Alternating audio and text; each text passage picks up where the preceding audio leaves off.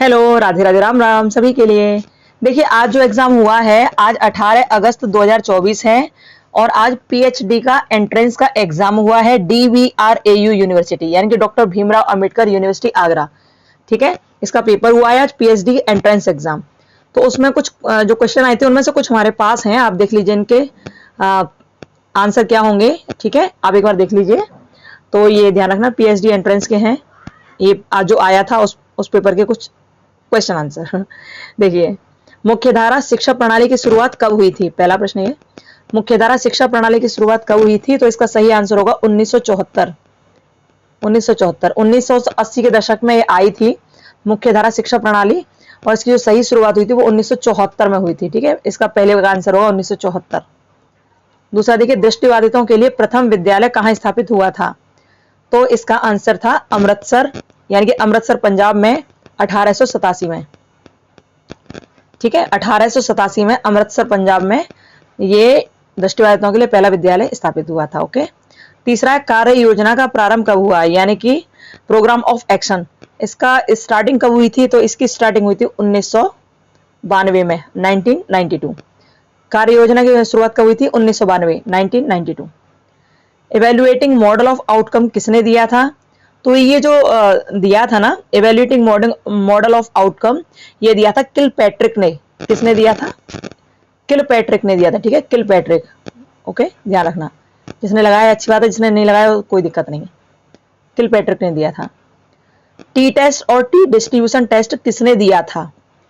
तो ये जो टेस्ट दिया था ना, टी टेस्ट और टी डिस्ट्रीब्यूशन टेस्ट, ये वाला जो है ये विलियम सिली गॉसेट ने दिया था। ठीक है, विलियम सिली गॉसेट। ओके, आगे देखिए, इंटरेक्शन एनालिसिस किसने दिया? इंटरेक्शन एनालिसिस किसने दिया था? ये दिया था फ्लेंडर ने। किसने दिया? फ्लेंडर ने। फ्लेंडर ने, आपने लगाया होगा फ्लेंडर। ठीक है, फ्लेंडर ने दिया था। मॉरिसन का शिक्षण मॉडल क्या था? इन्होंने 5 चीज कुछ करके बताई थी, और उसमें क्या क्या आंसर दिए थे उसके बारे में पता नहीं, इन्होंने 5 चीज बताई थी लेकिन। ठीक है, स्मृति मॉडल किसने दिया था? यानी कि मेमोरी मॉडल किसने दिया था? तो एटकिंसन और शिफ्रिन ने दिया था। ये किसने दिया था? एटकिंसन।